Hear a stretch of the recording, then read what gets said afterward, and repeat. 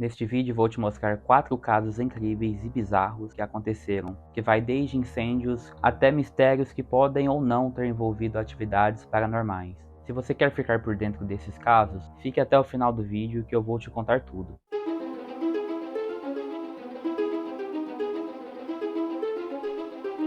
Sejam bem-vindos ao canal Fatos Misteriosos. Meu nome é Eliseu Caputo e se você chegou agora, saiba que aqui você encontra vídeos sobre casos criminais, curiosidades e muito mistério. Venha comigo e vamos explorar o inexplicável.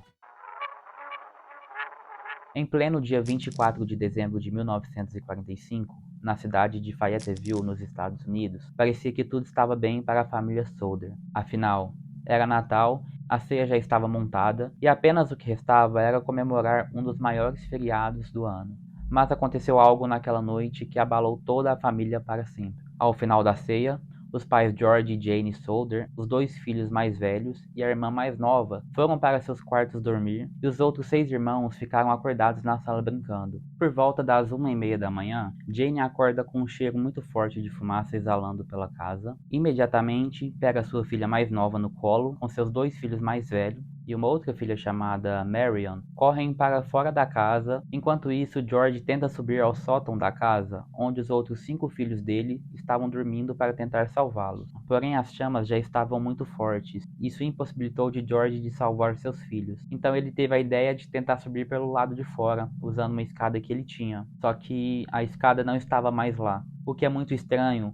O fato dessa escada sumir em um momento em que ele mais precisava dela. A alternativa que ele tinha era de ligar para os bombeiros. Então George e Jane vão para a casa do vizinho pegar o telefone emprestado, mas infelizmente o telefone estava mudo. Era a década de 40, então não era tão fácil igual seria nos dias de hoje. George então tenta ligar seu carro para pedir ajuda, mas também não funcionou naquela noite. Parecia que tudo que ele estava tentando fazer dava errado. E para piorar, os bombeiros só chegaram na casa na manhã seguinte. Então, desde o início do incêndio até o momento em que os bombeiros chegaram, se passaram aproximadamente umas 4 ou 5 horas. Após o incêndio, a equipe de bombeiros e a perícia informam a família que não foram encontrados nenhum corpo naquela noite e que provavelmente os corpos foram totalmente incinerados. A família não acreditou nessa hipótese, porque na casa ainda havia alguns pertences que não foram totalmente queimados, dando a ideia de que o incêndio não foi o suficiente para incinerar totalmente os corpos a ponto de ficarem apenas cinzas. Então a família começa uma busca pelos filhos e o caso ganha a mídia local. E algum tempo depois, o país inteiro já sabia do caso. Na entrada da cidade foram colocados alguns outdoors clamando por notícias dos filhos. Alguns anos se passaram e diversos relatos apareceram de pessoas dizendo ter visto as crianças. Teve um relato de uma mulher ter visto as crianças sendo levadas por alguma pessoa de carro na noite do incêndio. Outra pessoa disse ter visto as crianças em um hotel na cidade vizinha. 2 fatos que aconteceram antes do incêndio intrigou os pais e por isso reforçou a ideia de que seus filhos não tinham morrido naquela noite. Um desconhecido foi até a casa e indicou para George, no fundo da residência, que havia 2 caixas de fusíveis que poderiam iniciar algum incêndio, e George alegou que a companhia elétrica tinha feito uma vistoria apenas alguns dias antes. Alguns meses antes, um corretor tentou vender uma apólice de seguros para George, que negou a venda. O corretor, após ter a resposta negada, informou também que a casa poderia sofrer algum incêndio. Um operador da linha telefônica disse à família que a rede de fios parecia ter sido cortado, e não apenas queimado, o que levou à suspeita de algum crime. No ano de 1960, Jane recebe uma carta que vinha de Kentucky, mas sem identificação, com a foto de um rapaz, e no verso estava escrito o nome Louis Solder, que era um dos filhos desaparecidos da família. Ela então envia um detetive particular, mas nada foi descoberto. George morreu em 1968 e sua esposa Jane também morreu em 1989. Os 2 jamais descobriram o paradeiro de seus filhos, infelizmente. Os outros filhos que sobreviveram ao incêndio continuaram as buscas e chegaram a dizer que os irmãos foram sequestrados momentos antes da casa pegar fogo. Os irmãos reforçam a ideia porque na noite em que tudo aconteceu, Jane acorda 30 minutos antes do incêndio e se depara com uma das janelas da casa aberta, o que não era comum de acontecer, e acaba fechando a janela e voltando a dormir. As crianças jamais foram encontradas, e as teorias que ficam é de que houve algum tipo de vingança do vendedor de seguros com a família. Infelizmente, talvez jamais saberemos o que aconteceu com eles, dado o fato de que passou várias décadas e provavelmente, mesmo que tivessem sobrevivido ao incêndio, talvez já estariam mortos hoje.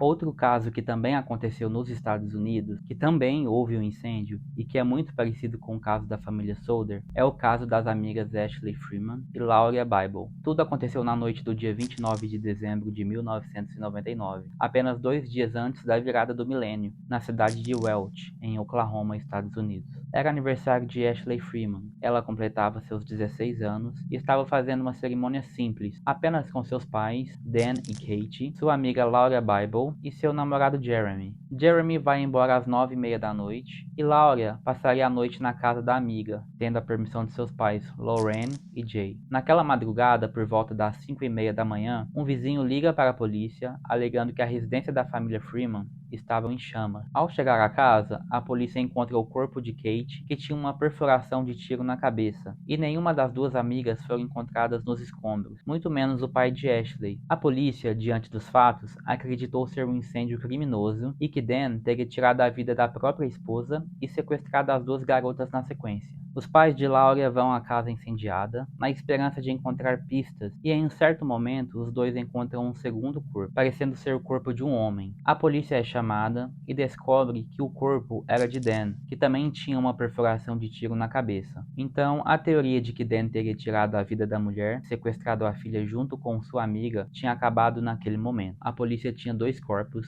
e 2 jovens desaparecidas. Acontece que Dan chegou a dizer ao seu irmão um tempo atrás que, caso acontecesse algo com ele ou com alguém da sua família, era para ele investigar o departamento de polícia do condado onde eles moravam. Mas qual o motivo de Dan pedir ao seu irmão investigar a própria polícia? A resposta está no fato de que algum tempo atrás, o xerife do condado ter tirado a vida do próprio filho de Dan, chamado Shane, que havia muitos problemas comportamentais e já era bastante conhecido na região por praticar pequenos furtos. Certa vez, Shane tentou praticar um roubo próximo à região e o xerife disse que se aproximou do garoto para ajudá-lo. Só que neste momento, segundo o xerife, Shane teria sacado uma pistola e apontado diretamente para ele, que teria reagido àquele ato e atirado contra a vida do menino. A perícia indicou que Shane teria sido alvejado pelas costas, entrando em controvérsia a versão do xerife que disse que apenas reagiu à ação do jovem. E foi assim que começou o desentendimento de Dan com a polícia local. Daí o motivo de Dan para seu irmão investigar a polícia. Dan até teria entrado com um processo contra a polícia por negligência na morte do filho, algumas semanas antes do incêndio. Então, todo o gabinete da polícia da cidade passou por um teste de polígrafo para ser descartado qualquer tipo de envolvimento com o incêndio. Uma outra teoria do caso é que as amigas teriam ateado fogo na casa, matado os pais de Ashley e fugido na sequência. Mas essa teoria não ganhou força porque as garotas não teriam condições de ficar muito tempo escondidas e não chamarem atenção. Uma outra teoria surgiu após um criminoso chamado Jeremy Jones, que foi preso na manhã seguinte do incêndio, ter confessado que teria invadido a casa na madrugada, matado os pais de Ashley e sequestrado as duas garotas e as levado para o Kansas, e na sequência teria tirado a vida delas. Mas essa hipótese caiu por terra, pois a polícia investigou o local que Jeremy teria dito ter deixado o corpo das duas garotas, só que nada foi encontrado no local, que era uma mina abandonada. Uma investigação em 2017 se iniciou e no ano de 2018, 3 novos nomes surgiram: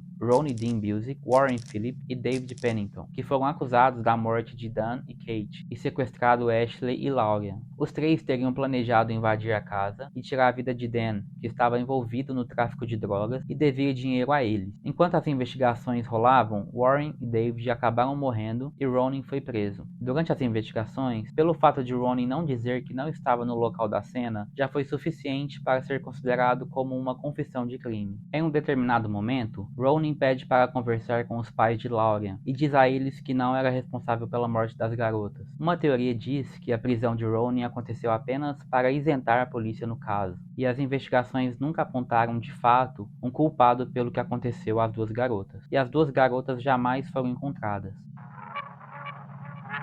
A cidade de Kedzie fica no norte da Califórnia e é um lugar onde muitas pessoas iam para passar as férias. Lá tinha um resort muito bonito que atraía turistas de todo o país, que tinha várias cabanas. Muitas pessoas gostavam de ir para lá porque era um lugar ótimo para descansar e até mesmo para passar um tempo em família. No entanto, tudo mudou em 11 de abril de 1981. Neste dia, aconteceu algo muito triste que deixou todos chocados. Tudo começou quando Glenna Susan Sharp decidiu se separar do marido e levar seus 5 filhos, John, de 15 anos, Sheila, de 14, Tina de 12, Rick de 10 e Greg de 5 para viver em Cad. A família queria um lugar tranquilo para morar, então alugaram a cabana número 28 do resort. Mas infelizmente esse lugar que parecia um paraíso se tornou o cenário de um crime terrível e muito brutal. Era um dia normal em Cad. Glenna estava em casa esperando seu filho John e a amiga Dana Wingate, que estavam voltando para casa com a carona de Craig Walters, um colega de escola. Enquanto isso, Tina estava na casa dos vizinhos, o Seabolt,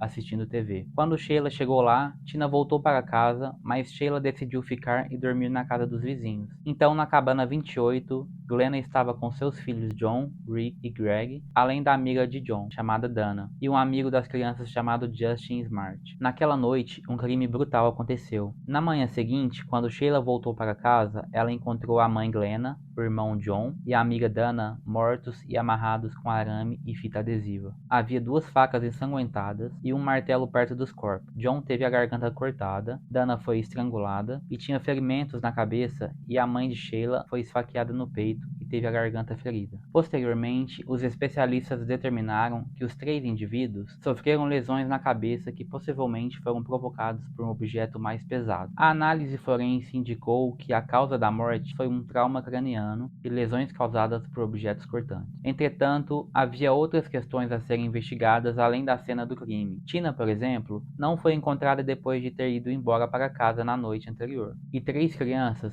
Rick, Greg e Justin, estavam em um quarto na mesma residência e não foram alvos dos criminosos. Após ficar assustada ao deparar-se com o corpo de seus parentes, Sheila retornou à casa dos Seabolts e relatou o que havia presenciado. Foi então que James optou por ir até a residência de Glenna para ajudar as crianças pela janela do quarto. Durante a ação, ele adentrou a residência nos fundos para verificar se havia outras pessoas com vida. A família Seabolt afirmou que não percebeu nenhum ruído estranho. Contudo, enquanto as autoridades procuravam por qualquer pista, um casal que também residia no resort relatou que acordou às 1h30 da manhã com gritos, porém não conseguiu identificar a fonte do som. Ao chegar no local, a polícia notou que a porta não apresentava sinais de arrombamento, sugerindo que o suspeito ou os suspeitos entraram na casa sem forçar a entrada. Além disso, a residência estava na escuridão, o telefone estava desligado e as cortinas estavam fechadas. Durante a busca por pistas, as autoridades encontraram uma marca digital no corrimão da escada que levava até a porta dos fundos da cabana 28. Apesar da falta de evidências, os policiais decidiram continuar a investigação e interrogaram várias pessoas suspeitas. Entre elas estava um residente de Cad, que havia desaparecido pouco tempo depois dos assassinatos. Ele foi localizado em Oregon e submetido a um teste de detecção de mentiras,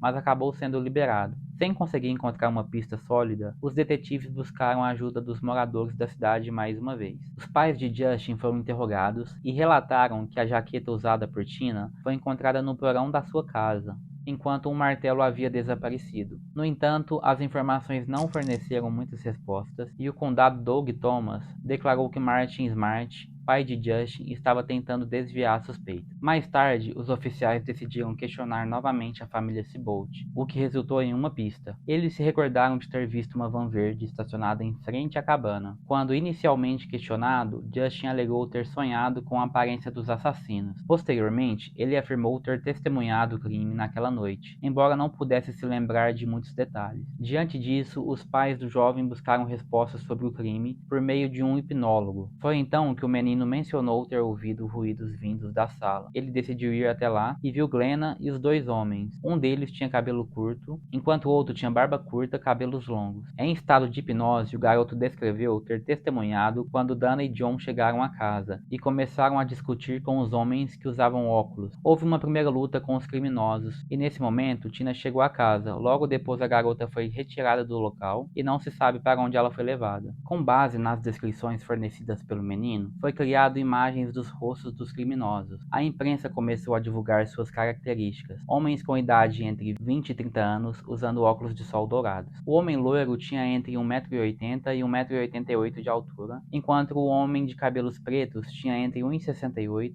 e 1,78 m de altura. Durante a investigação, o policial refutou a hipótese de que o crime tinha relação com o tráfico de drogas, pois não foram encontradas substâncias ilícitas na casa de Glenna. Carla McMullen, amiga da família, alegou que Dana Wingate, amigo de John, havia roubado LSD de traficantes da região. Contudo, como não havia evidências que comprovassem a acusação, ela não foi levada em consideração. A partir do testemunho de Justin, Todos presumiam que Tina havia sido retirada do local do crime. Mas para onde a jovem teria sido levada? Essa era apenas uma das muitas perguntas que o FBI tentava responder. Inicialmente, os investigadores fizeram buscas nas imediações da casa, percorrendo uma área de 10 quilômetros, mas não encontraram nada. Somente 3 anos após o crime, um colecionador de garrafas encontrou um crânio humano e parte da mandíbula em Father Falls, a 160 quilômetros de Keddie. Próximo aos restos mortais, os detetives acharam uma jaqueta de cor azul, um cobertor e um par de calças jeans. Em 1984, no mesmo ano da descoberta, a análise médica confirmou que as partes do corpo encontradas pertenciam a Tina. Em 1996, Robert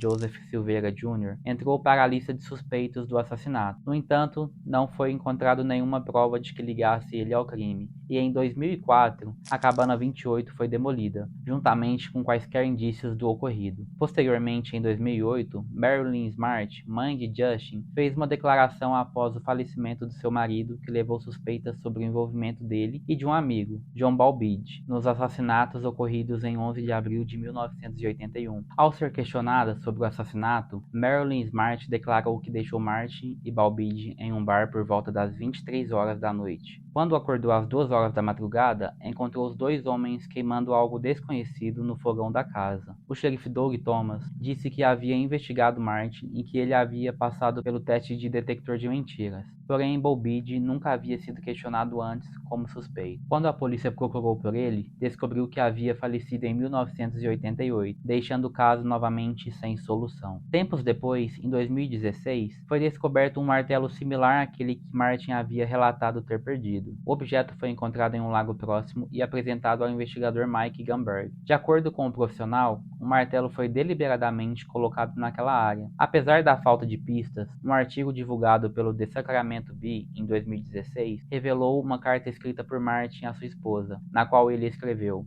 "Eu paguei o preço pelo amor e agora comprei com a vida de 4 pessoas." Neste momento, Gamberg declarou que não havia aceitado aquela carta como prova. Depois que o jornal divulgou a escrita, um conselheiro de Martin afirmou que ele havia confessado os assassinatos de Glynna e Tina, e que a garota foi morta para evitar que ele fosse identificado. Passados 2 anos, o investigador informou que o DNA encontrado em um pedaço de fita correspondia a um suspeito ainda vivo, mas nada de conclusivo foi alcançado.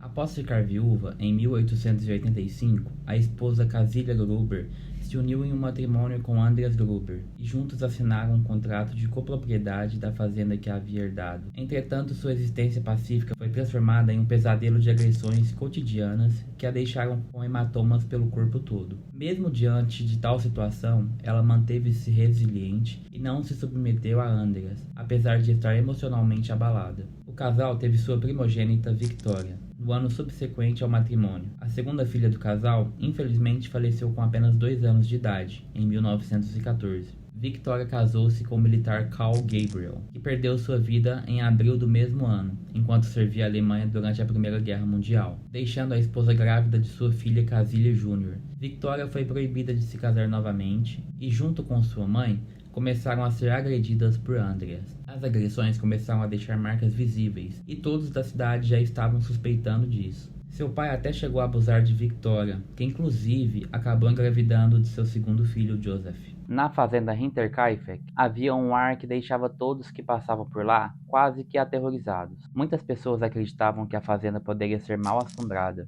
e uma ex-funcionária que trabalhou na fazenda por muitos anos chegou a dizer que ouvia barulhos vindos do sótão. O pai de Andreas foi outro que relatou ter ouvido barulhos estranhos, porém não temia nada, porque segundo ele, tinha um rifle que ganhou e usava como segurança da família. E ele até chegou a passar algumas noites de vigia, mas nada de estranho aconteceu. No inverno, Andreas encontrou várias pegadas que tinham início na floresta e iam em direção à casa, e simplesmente desapareciam em meio à neve. No dia 31 de março de 1922, uma mulher chamada Maria Baumgartner, de 44 anos, foi trabalhar na fazenda, mesmo com muitas pessoas falando a ela sobre o comportamento da família e os barulhos estranhos. Tudo começou quando as pessoas sentiram a falta de Victoria, que cantava no coral da igreja, levantando suspeitas sobre o paradeiro dela e de sua família, que também não foram vistos por um certo tempo. Então, no dia 4 de abril de 1922, 3 vizinhos foram à fazenda verificar se estava tudo bem, e o que encontraram lá deixaram eles em choque. O primeiro a ser encontrado foi Andreas, que estava coberto por uma quantidade de feno. Andreas estava com machucados por toda a cabeça,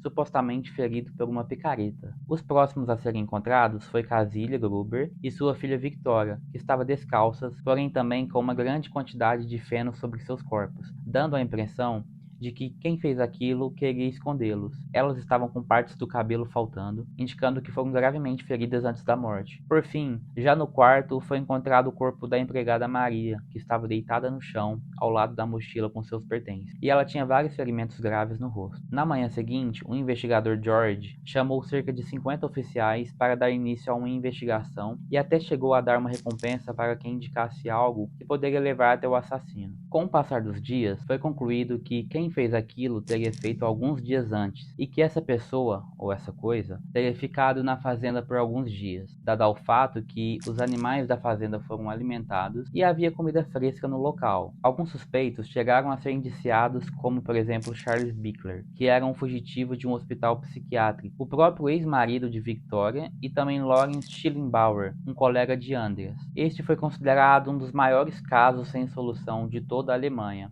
justamente por vários indícios que não foram resolvidos. Vozes vindas do sótão e o comportamento agressivo de Andreas. Bom, esse foi o vídeo de hoje. São histórias bizarras mesmo, e apenas algumas teorias ficaram para contar a história. Será que os casos estavam envolvidos com algum tipo de serial killer? Acredita em algum fator sobrenatural? Vou ficar muito feliz em ler suas opiniões e teorias. Se gostou, curta o vídeo, se inscreva no canal e ative o sininho de notificações para nos ajudar a sempre trazer bons conteúdos para vocês. Muito obrigado por acompanhar até aqui e até a próxima.